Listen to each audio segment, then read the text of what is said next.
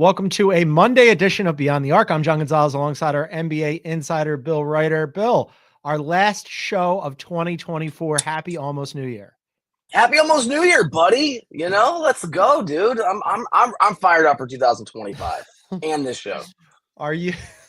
I'm also fired up for this show. Are you feeling any better? I know that you're still getting over whatever you had. You know what? I am. I was filling in for Jim Rome, I don't know, last week, and I had a coughing fit that was so long, they just ran B-roll for like 3 horrible minutes. I'm still in there, but I'm getting through it. You're playing sick. It's your flu. Apparently booze is not medicinal, so I've made some adjustments. Yeah, NyQuil is. Yeah, I feel better. Getting there. Tell the AMA about that. All right, later in the show, Mike Brown got fired and the Kings are a mess once again. Womp womp. We'll do Weekend Radar, Team of the Night. LeBron turns 40 today. We'll discuss that. Happy birthday to LeBron. But we've also got our main story going on. We got a big trade over the weekend, Bill. Yeah. The Lakers sent D'Angelo Russell and Maxwell Lewis and 3 second-round picks to the Nets in exchange for Dorian Finney-Smith and Shake Milton. I like this both ways. What was your thought? I have 2 competing thoughts. I like it both ways. I certainly like it for the Lakers, and Dorian Finney-Smith in particular has had a really good year and provides some 3-point shooting. I also just don't – I guess I'm holding on to this. I don't believe the Lakers are an actual contender.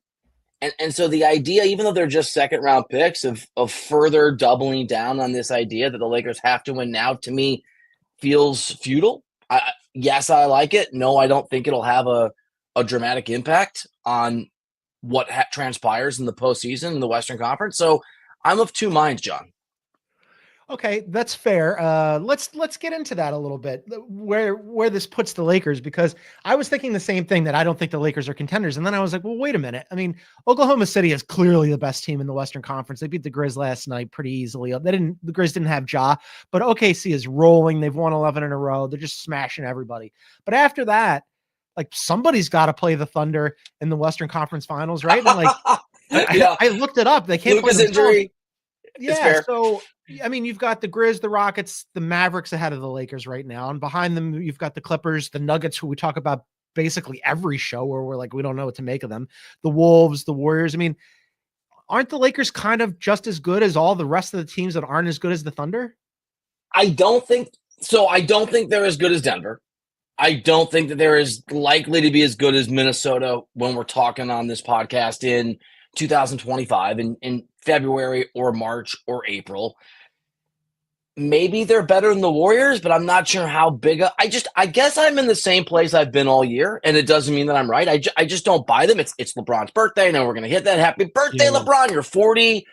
I guess it seems that he's ageless. Yeah, I really like Memphis. Obviously, Dallas takes a huge hit however long Luka is out. Minnesota's on what, John? I think a 3-game winning streak. Not that it means anything per se, but just lies, damn lies, now, finally, and statistics. Yeah, right. I mean, someone's got to play. You're right. Someone's got to play Oklahoma City in the Western Conference Finals, and if it's the Lakers, which it won't be, it will be like the Atlanta Hawks a few years ago when they made the conference finals and wasn't that cute, but no one actually thought they were making or competing for an NBA Finals. Maybe I'm wrong. Maybe AD and LeBron are enough and they're healthy, but I just don't see it. I think you're probably right. I'm just trying to squint at it the right way. And yeah, like the Pacers last year, right? They go on a run if things break the right way. I'm with you. Yeah. I think that Memphis is the second best team, but the problem is, like, Ja is out again. He's got a right shoulder injury. Like, every time I turn around, like, something's going on with Ja, and it's like, if they could just keep him out there, they'll be fine. But we've discussed how his style of play isn't really conducive to him always being healthy. And then, as you could nitpick all of these teams, right? Because, okay, the Rockets, they don't have a closer. They blew that game the other night where they should have won against Minnesota. And then they lost last night to the Jimmy Butler-less Heat. The Mavs don't have Luka. The Clippers are the Clippers, and I guess Kawhi is coming back eventually, but who knows? The Nuggets have been back and forth all season. Minnesota's just now starting to get going. Like, Golden State's offensively challenged at times. Now we're into the San Antonio Spurs at the back end of the play, and all of these teams have flaws. Let me ask you this. I know we're going to hit this a little bit later. I am in my weekend radar, but if the Suns were in the actual playoffs and they were playing the Lakers, who would you take in that series if Durant's healthy? if Durant's healthy. I mean, it's tough. I guess I'd go Suns, but right now, as we sit here recording this, the Suns are under 500 and out of the play-in. I know. The West is bizarre. And look, Dorian Finney-Smith in particular he's having a really nice year. It is a great fit for what the Lakers need. And you're right about, I mean, it feels like the Lakers are grasping at something that for me isn't there, but you know what? Maybe it is there, and what they've actually grasped is impressive.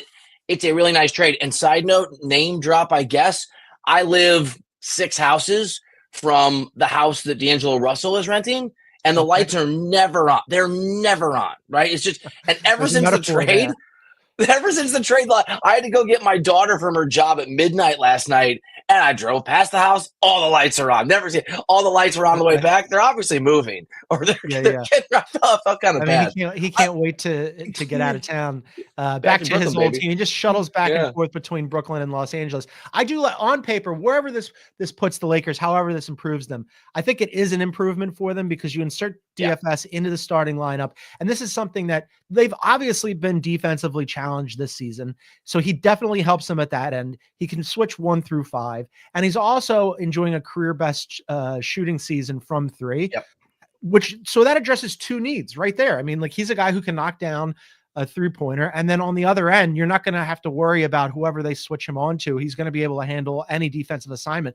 I think from an Anthony Davis, LeBron James perspective, this is like the perfect guy to throw with them. It is the perfect guy. And you're right. And he's having a career. You said it. I mean, the guy's been lights out from the 3-point line. And so you get a dude that's, whatever he is, 6'8", plays great defense, feels like he's shooting like he's Steph Curry from the 3-point line this year. It's a great fit.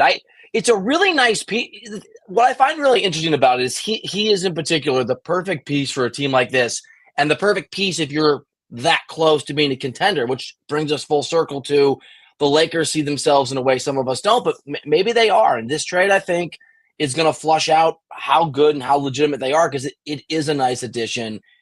Give Rob Pelinka credit, who I've been critical of, I'm sure, on this podcast and elsewhere. It's a nice little bit of business from a Nets team that we've talked about was obviously going to move on as many guys as they could. And if the Lakers are a contender, even on the periphery, or need to act like they are, this is about as nice a move as you could get given the pieces they had to move on their end. The business component, too, I think is underrated because, one, you don't have to give up a first-round pick.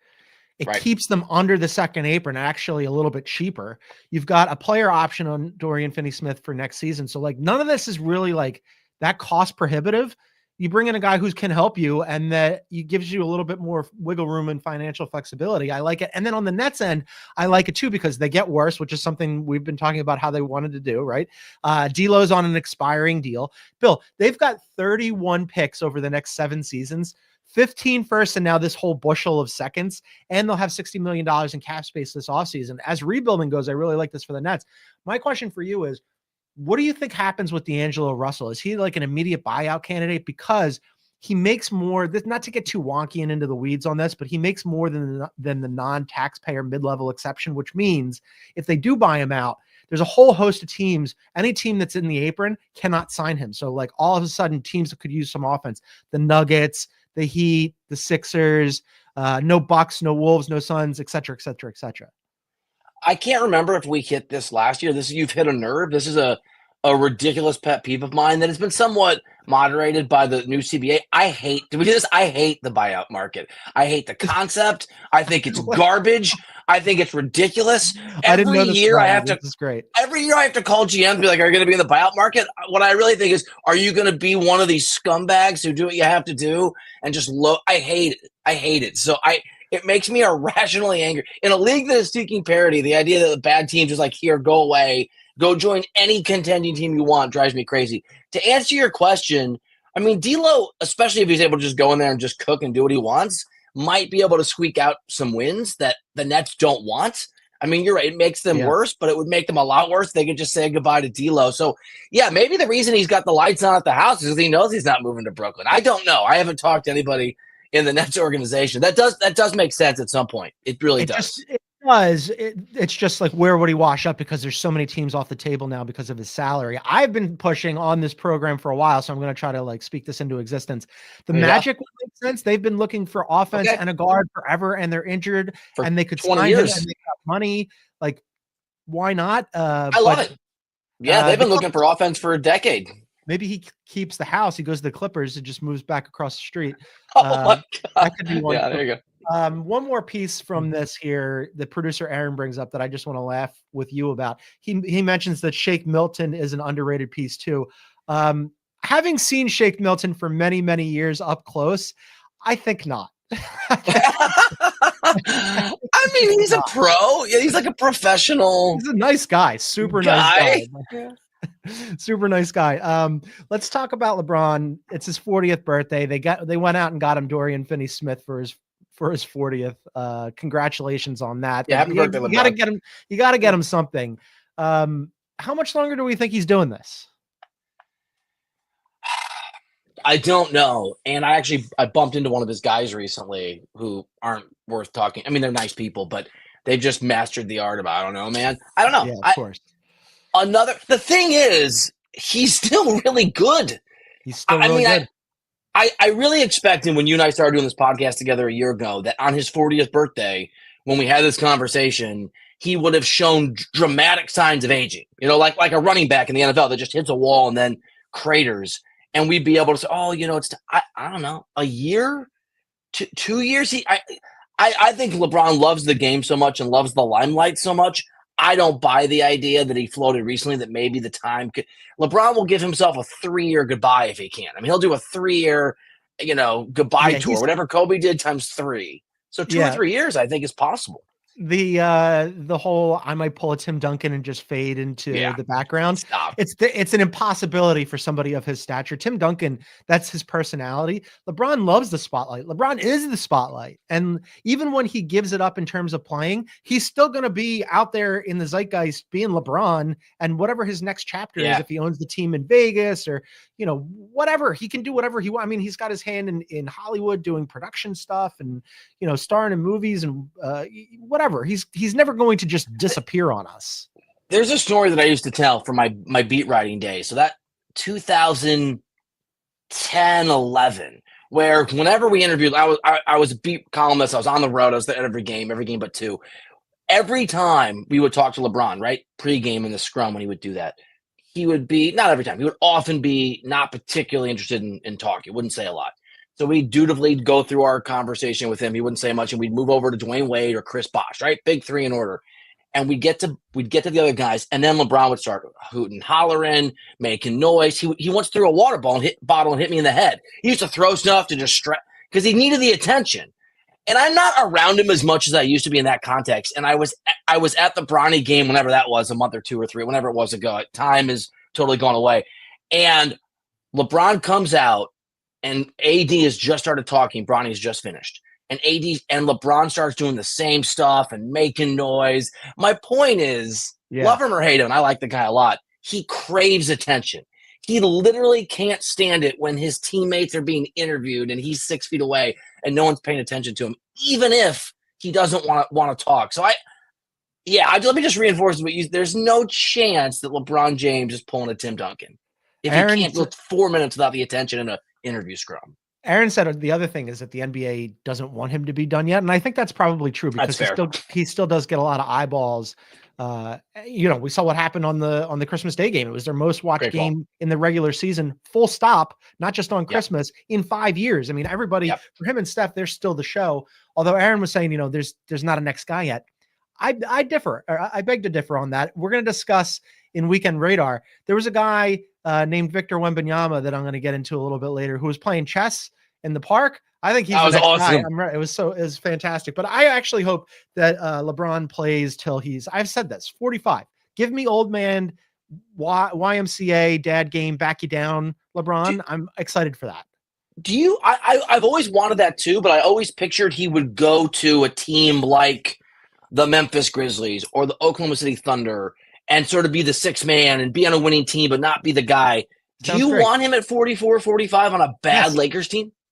I want as much LeBron. I want him to whatever tread is left on the tires. I want no tread left on the tires when he calls it quits. Like I want, I'm not a hockey person, but like Gordie Howe at 50 years old out there on the ice, like strap him up, man. Just keep running him out there. Rest in peace, Ricky Henderson style, just like Ricky in the Mexican League.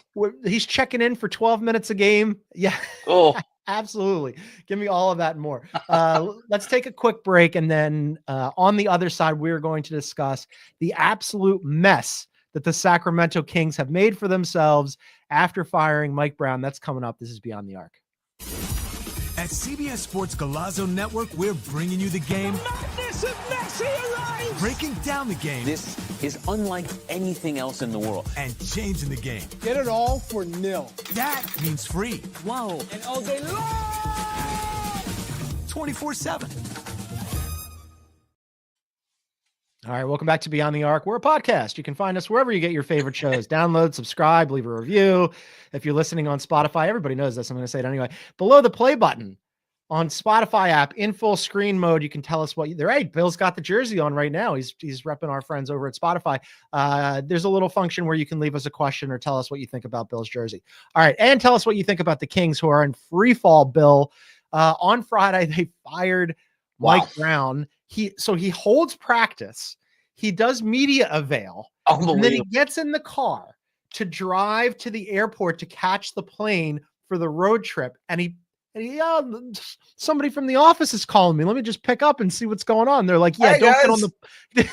Hey, it's me, Mike Brown, the head coach of the Sacramento Kings. And they're like, well, half of that is true, and they fire him on the phone. Bill, the Kings for a couple years, the last 2 years, were fun and functional, and they enjoyed their best stretch in a long time. And now they have fired a guy who just 2 seasons ago was the coach of the year. They've lost 6 in a row. They're 13-19. They have the league most losses in the clutch, 13 of those. Complete free fall. What a disaster this is. And DeMar DeRozan, who I want to hit in a second, with a little specificity, easy for me to say, was supposed to be brought in to help sort of take off the weight of some of those sort of late game moments. I was thinking about this when he got fired. I went to a Kings game in 2011, and I talked to do a story on the Maloofs, and I somehow ended up sitting courtside with 2 of the Maloof brothers when they owned the team. And I'll never forget, because LeBron, who I was a little aggressive toward then, saw me, was inbound on the ball and did a what the bleep? Because what are you doing here with the owners? And so I got in with that team and that organization a little bit. And I remember a guy, an executive in that team, told me, we're a hot bleeping mess, but we're going to fix it. That was sort of in 2011, that's 13 years ago. 13 years later, they're still a hot bleeping mess. Still a mess. We're one owner later, multiple GMs. I don't even know how many head coaches they've had. I mean, they have been the most dysfunctional team consistently, right? Without a break, I think in the NBA over that span, because the Knicks have kind of figured it out. They are, and this is just another chapter in the epitome of the Kings being an absolute bleep show. You said how many head coaches in the 11 and a half years that Vivek Ranadive has owned the Kings. He has now hired and fired 5 different head coaches. Doug Christie is now the interim head coach. Doug Christie, former player, leapfrogs over some assistants there that people thought would end up getting the job. Doug Christie is Vivek has a thing about former players who he was on TV. Now Doug Christie is going to get this deal.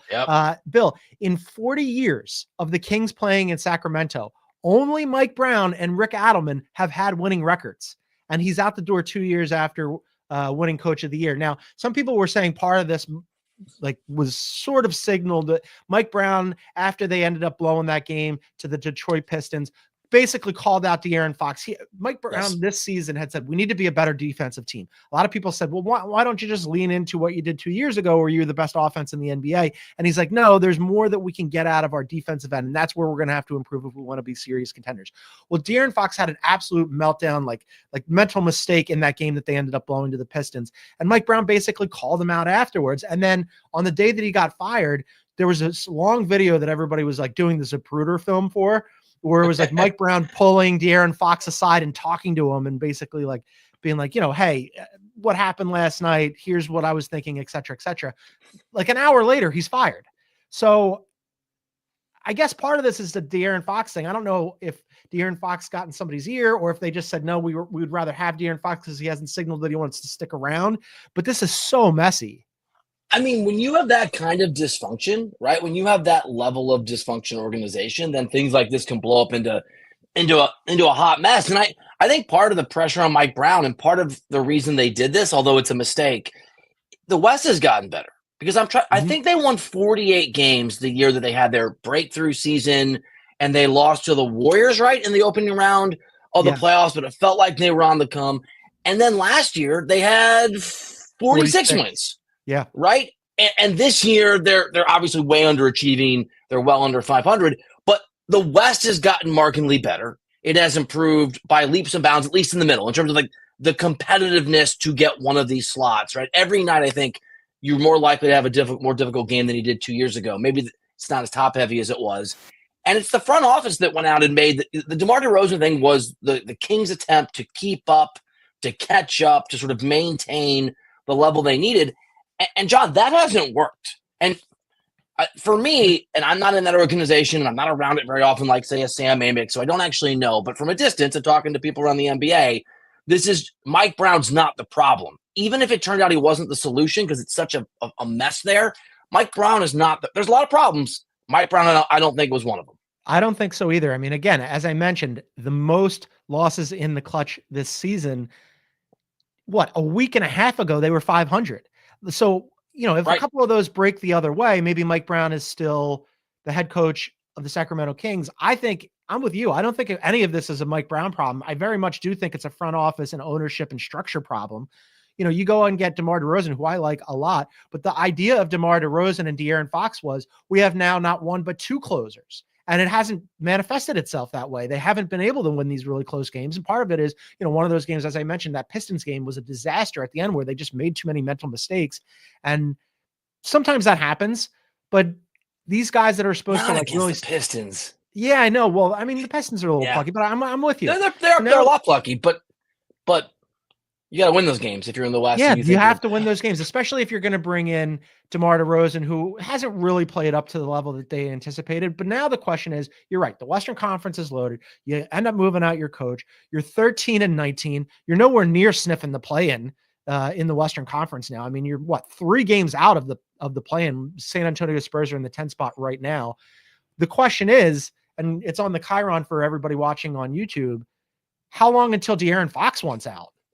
Well, and let me add to the DeMar DeRozan conversation because that fit obviously doesn't work. Fox's look put out for at least a month. His comments, no surprise when Mike Brown got fired. If you read the quotes, they read very diplomatic. If you watch him talking, he's glad the guy is gone.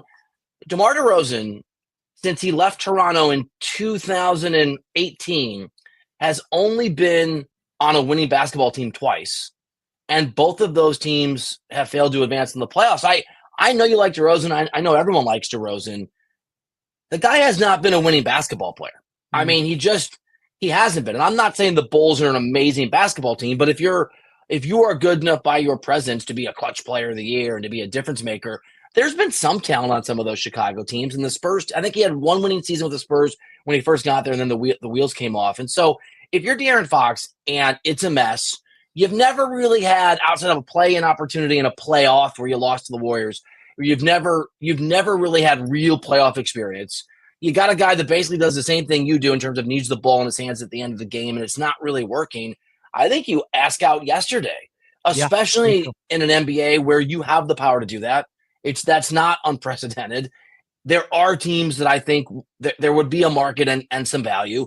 And while I don't think the Kings are well run enough that a rebuild in Brooklyn makes sense. A rebuild in Oklahoma City made sense. You have people in charge and a structure and a culture where you can do that properly.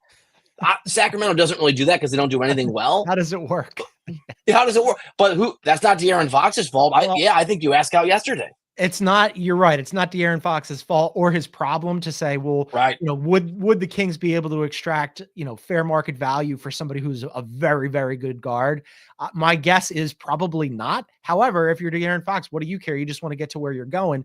We were actually talking about this on the Friday show with Brad Bakken before Mike Brown had been fired, we were saying, how long until De'Aaron Fox wants out? And the hot rumor, the one that everybody really wants here, is ship him to San Antonio and pair him with Wemby. Now, I think in-house they already have Stephon Castle, who I think one day will be a good player. But man, your San Antonio Spurs, who are in the 10th seed in the play-in right now, wouldn't that supercharge and accelerate this movement that they've already got going on? It's looking pretty good as it is. You don't have to wait on Stephon Castle. You just insert De'Aaron Fox. He would be gangbusters, I think, next to Wemby right away.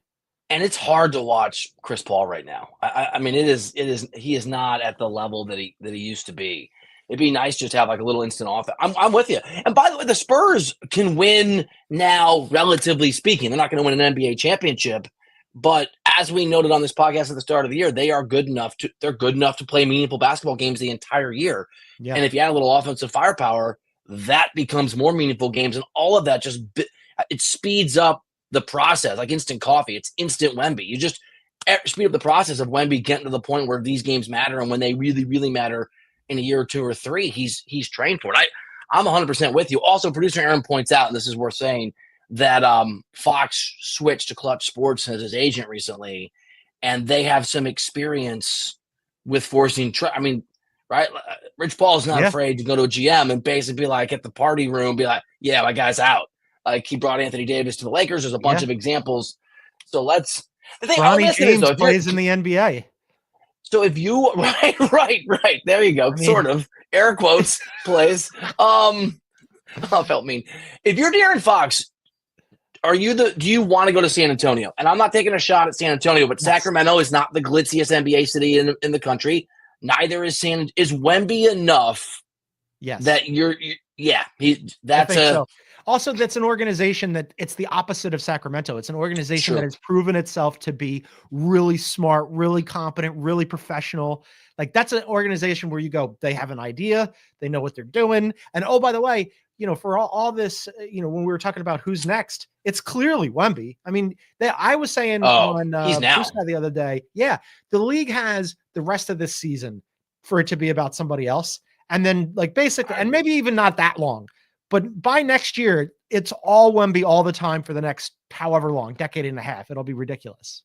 I think the question is he going to be more dominant in his sport than Mahomes is in his, or maybe Tiger was? I'm with you. I think Wemby's not just going to be number one guy. I think it's going to be much quicker than people think that he is a significant, maybe the significant factor. Wouldn't it be ironic if Fox ends up with the Spurs, the team that DeRozan couldn't stick with, because DeRozan showed up after that merry-go-round in Sacramento and sort of I love the NBA universe, man. It's a funny thing. It's always entertaining. Before we take a break, producer Aaron has a game for us regarding Mike Brown. Oh, yeah. He was very guarded with the details on this. He wouldn't. I hate trivia. Yeah. No, it's no trivia. To be fair to both of you, I am sneaking this upon you. But we got a little something from our friends at betonline.ag after the Mike Brown firing. I want to know who you guys think, and I'll put the odds up here for everybody watching on YouTube live or watching back later. But I want to know who you guys think is the best bet. Not who you think is going to get fired next, but who you think has the best value at these odds of who will be the next First thought NBA is Chauncey coach Billups, fired. by the way. Okay. Throw it up there. Chauncey Billups right at the top of the list. Oh, he's number one. I'm not sure there's enough value in that. Will Hardy. It's not Will Hardy. Yeah, it's not going to be Chris Finch. Yeah, it's probably Chauncey, right? I mean, Mike Malone's on this list. This is wild. Yeah, I see. I'm going the wrong way. I'm going down instead of across here. Billy Donovan, no. Willie Green. That's not Willie's fault. That's just all injuries. I don't think it's Chauncey.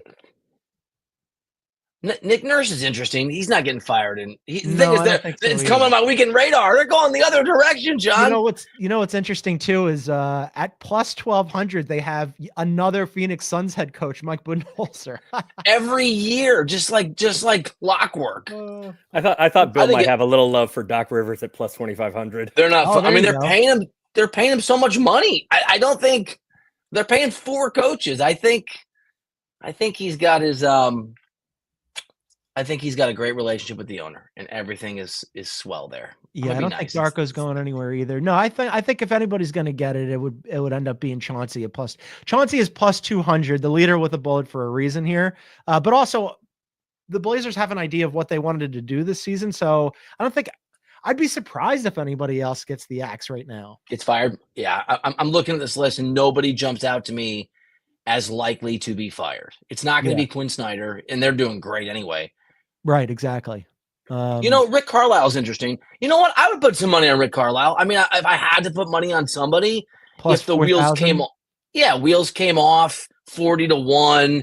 He can be a lot. I don't think anyone's getting fired on this list, but if you're telling me I have to put $10 down, that's probably the guy I'm putting. He can be a lot. He's also sort of an institution there now, and they did make the Eastern Conference Finals last year, and also they're the Pacers. All true. I need him to lose like 14 in a row. Yeah, I mean, like the expectations aren't super high in Indiana. You're just like, oh, we're like a competent basketball team, and people come to watch us is enough. But that's a fun, interesting list. Thank you to our friends for providing that. We're going to take a quick break, and then on the other side, it is Weekend Radar time. That's coming up. This is Beyond the Arc. Welcome to JJ's. I'll have a... Wait, there's no way I can get a burger? No chance. But you can have the NFL on CBS streams live on Paramount+. Oh, hang on. There's a toy. All right, welcome back to Beyond the Arc. John and Bill on a Monday. Just a reminder, you can find us on YouTube at Beyond the Arc CBS. Please hit the like button, leave a comment, subscribe. And if you click on the bell symbol, it'll notify you when we go live. All right, Weekend Radar time. Bill, you start us off. I've got one that's a Weekend Radar specifically for you. Did you get your Spotify gift in the mail? I did. So we got a creator's gift. Thank you, Spotify. Yes. I liked it. I'm just asking, why Swedish fish as a gift? Well, the company is based in Sweden. Oh, I didn't know that. Okay. Yeah. I was just like, why am I all right. They when I worked at the Ringer, Spotify acquired the Ringer, and this was right before the pandemic, like a month before everything shut down. And everybody was really excited because Spotify takes everybody who works for them around the world and flies them to Sweden for a week. And you just like go and like meet people at the company and like bop around. And then the pandemic hit, and so like none of us went, and I ended up leaving the company before they everybody goes for a week, and you just rock out in Sweden. All right. And to like that's Aaron brutal. Was saying that Swedish fish are delicious. These were like gourmet. These weren't like the normal regular amazing fish. Yeah. The best I don't like Swedish fish. These are the best Swedish fish I've ever had. I hid them for my children. Got a candle and like a little airplane blanket and a sleeping mask. I don't know about yours, but that that wrapping packing stuff that it came in exploded in everywhere. The box. So when I opened it, there was stuff everywhere. Everywhere, yeah. Are you gonna be honest? Are you gonna keep the blanket? I gave away everything but the candle. We use the candle. My wife likes candles. I want to say again, thank you to our friends over at Spotify. When I worked there, they would give you stuff that was like kind of cool, but missed the mark by just a little bit. So we got one year we got a bomber jacket, and I was like, wow, this is super cool. That's cool. It had Spotify down the arm, and I'm like, well, never wearing that. less cool. I mean, look, I don't know how the Swedes roll, but I appreciate the generosity and just the thought. Like almost there, but not quite. So yes, thank you. Very well described. Spotify. I'm gonna go something on my radar here was the Rockets. The Rockets this week. I mean, you know how much I love the Rockets, but man, they lost 2 games that they really should have won. So they lose to the Wolves by 1 on Friday, Bill. I have no idea how they lost that game. They were up 16 with 4 minutes left. Their win probability, and tell me if this is any good. With 4 minutes left, their win probability was 99.6. Yes, it's pretty excellent. Then they lost. Then they lost to the Heat by 4 on Sunday with no Jimmy Butler. My whole thing with the Rockets, as you know, I love their defense. I think the defense is real, and I believe in it. This past weekend has convinced me now more than ever. And I was talking to my friend who's a big Rockets fan. They're desperately in need of a closer. Before I was like, maybe they just cool their jets and they just don't do anything at the deadline. But some nights it's Fred VanVleet. So then some nights it's Jalen Green, and some nights it's whoever's hot that night. But they don't have one. They don't have. Forget about a De'Aaron Fox and a DeMar DeRozan. They don't have. Everybody just looks around at each other and goes, "Oh no, the wheels are coming off. Who's going to stop it here and get us some offense?" And the answer is almost shoulder shrug. So I will say, they are so far ahead of schedule in terms of expectations. I mean, last year what they did, which is to say almost made the plan, didn't even make the plan. And this year they're a legitimate playoff team in terms of where they are in the standings. It's early. It's really, really, really early.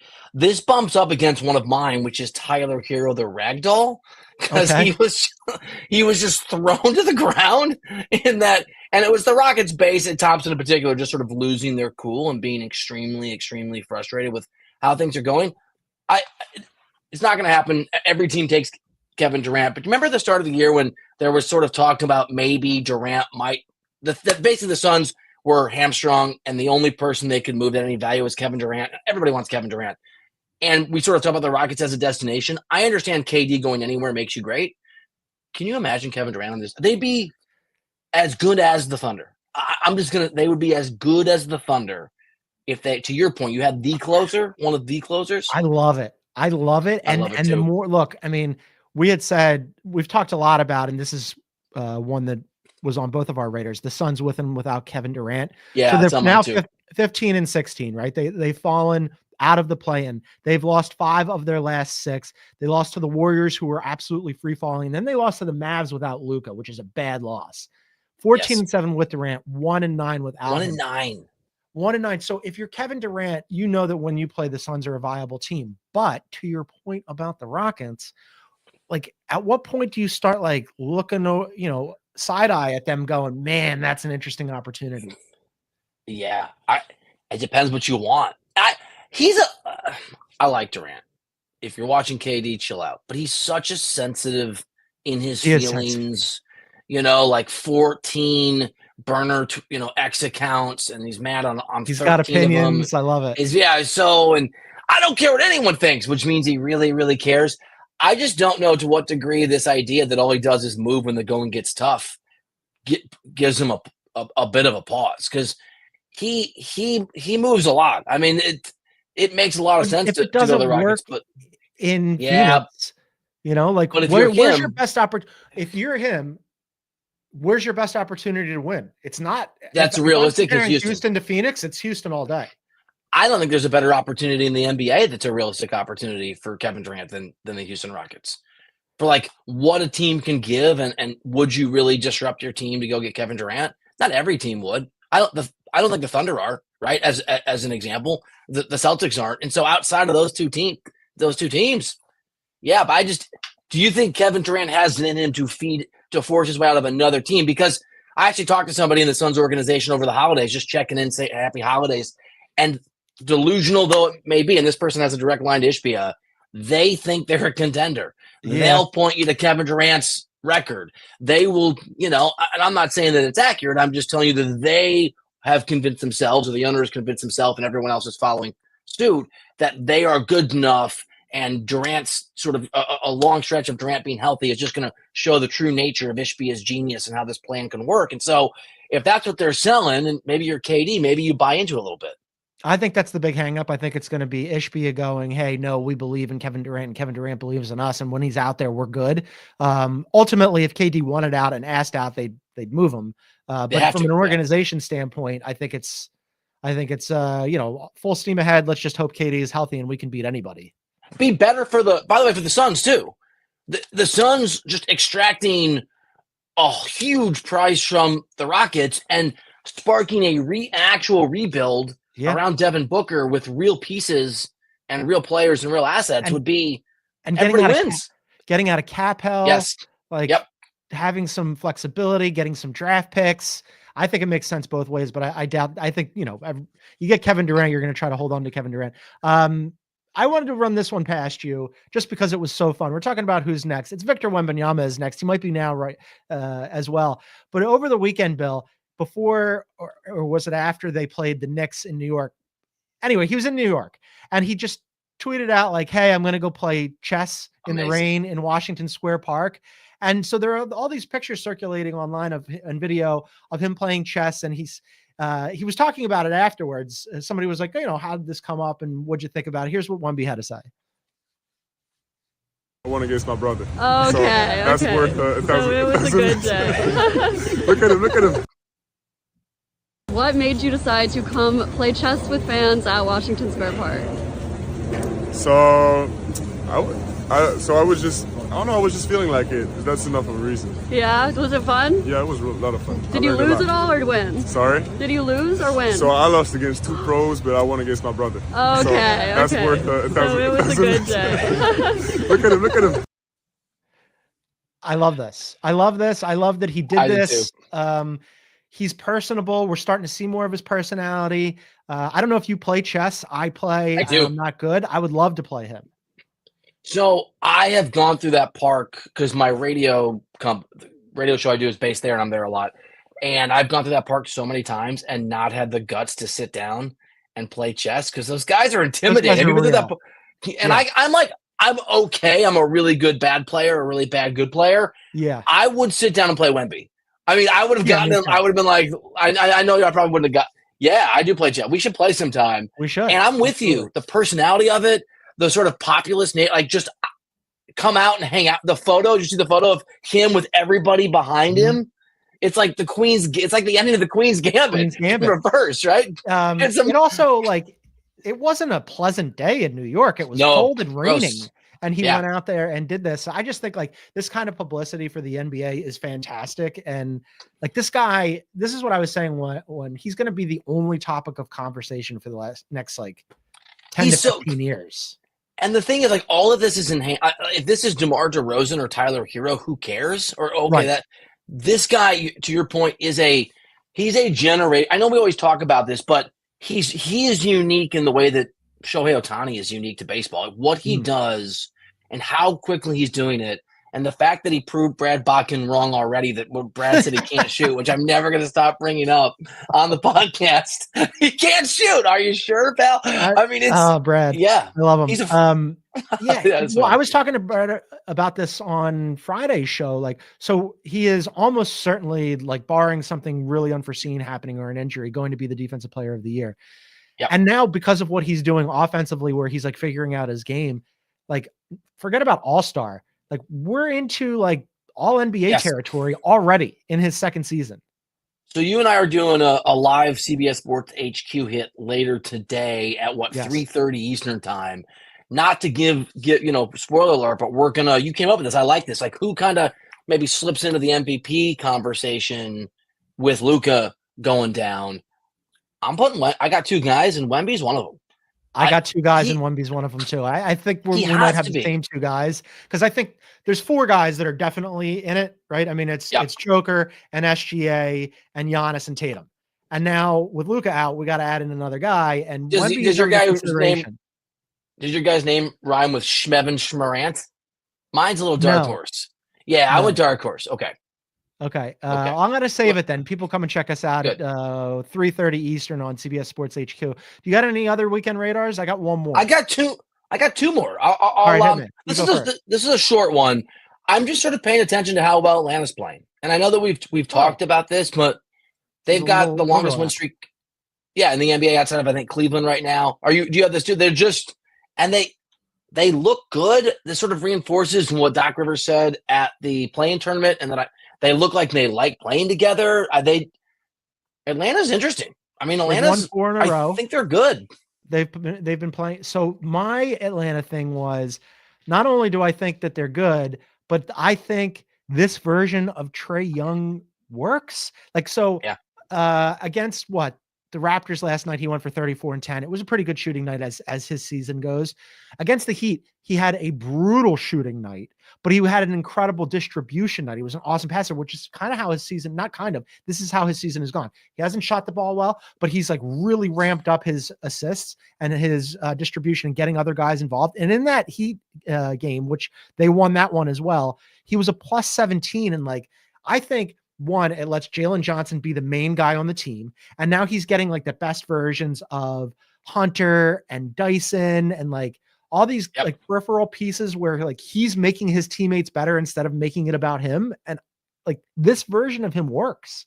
And I think this is credit to Quinn Snyder. I was baffled when Quinn took this job. Remember this in the middle, not even the middle, the end of a season, a few seasons ago when there were a lot of jobs, but he has all the things that you noted to me is the sign that there's a actual professional coach in that job who's figured out how to get, to your point, Trae not just to play the best version of himself, but to be the most effective version while he can't shoot. And we've seen him go back to college, really long stretches where his shooting touch goes away. When he first came into the league, Trae Young couldn't shoot for a big chunk of his rookie season. And then he kind of figured it out. So it's weird. He is streaking in these long waves. It'll turn, right? I don't know if it'll be this year. He's going to start hitting some of those shots, some of those threes at a more efficient clip, and that I guess that makes Atlanta better. But you're right. The fact that Quinn Snyder and the Hawks have found the most effective version of Trae Young to enhance everybody around him, and DeAndre Hunter, the best version of him, a guy that's been on the trade block and never moved. Yeah, Atlanta's really, and they're fun. They're fun to watch. Yeah. Give me your last one. Philadelphia 76ers. We're here. What do you mean? They've won 3 in a row, right? They're 6-2. I think it's 6-2 since Embiid came back from his latest weird injury. Now, I think he sat a couple of those games, but still, I mean, they're just on the outside of the play-in. Let's go. I told you when I didn't tell you because I'm back and forth. The Sixers are – I was on with somebody the other day on HQ who made the point that Sixers were contenders. Sometimes the anchors will just – instead of asking a question, they'll just give you an opinion. It wasn't me. Okay. I wanted to start clapping, but it wasn't a podcast, so I had to be all, serious. Yeah, Bill, Sixers are a real contender, right? I mean, if you right? Yeah, they're a contender. Tell John Gonzalez. Okay. I name shouted. Yeah, their congratulations. Came out. They have been interesting. I still am not really buying it just because we're so far away from. I mean, mid-April is a long way away. A lot of things can happen, and they generally do to the Sixers, and those things are generally not positive. But yes, it has been encouraging. But I say that, with a grain of salt. Last thing for us today is team of the night. Who do you got? I'm gonna go with the Spurs just because this is what I wrote down. Just because of, and not even their play, just reinforcing what you said. Wembanyama is now, and every Spurs game, win or lose, is a meaningful game in a way that I can't remember the last time I wanted to watch a 500 team desperately every single night. You know what it reminds me of? It reminds me of when LeBron was a rookie. Like the desire for me, and that team wasn't particularly good, but just the desire for me to watch Wemby play, and even when they lose, to be like, man, that's amazing. So to me, it's the Spurs team of the night, team of the weekend, over the weekend, just because of all the off-court stuff as much as the on-court stuff. Yeah, I know the easy thing for us to do is say, Wemby is LeBron, right? The next LeBron, the next guy for the league. He's going to be the narrative. He's going to be the best player. But it's kind of true. All eyes on LeBron when he entered the league, and he lived up to all the hype. Same deal here. I can't get enough Wemby in any form, if he's on the court or if he's playing chess in the park, whatever, to give me all the Wemby. And yes, they're a super fun team to watch. He's like AD and LeBron combined. Yeah. And taller. Yeah, he's ridiculous. So good. I'm super excited to watch this guy's career. For me, I'm just going to go with chalk here. It's going to be Oklahoma City. They've won a league high 11 in a row. They've won 15 of their last 16. I was really excited for that Grizzlies game until Ja went down. Once Ja went down, I was like, all right, well, they're cooked. They got no shot at beating Oklahoma City. With a healthy Ja, I think they can give Oklahoma City a run. It's just a bummer. But Oklahoma City, regardless of that one game, they're just steamrolling everybody, Bill. And they're amazing. I know we've mentioned this, but I think it bears repeating. They still don't have Chet. What happens when he comes back? Are they a better team right now? Right? Doesn't mean, are they a better team than the Celtics right now? I think so. I think they are too. I think they're the best team in the NBA. I really do. Just because, they're also on, and that's no disrespect to the Celtics. We know how deep and talented they are.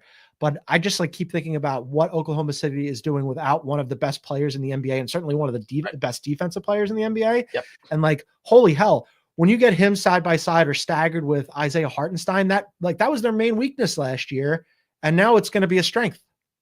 We were talking about Chet, and I think accurately before he got hurt, as maybe being a top 12 or 10 player this year. Remember that? We were sort of DPOY contender. He would have been first team all defense.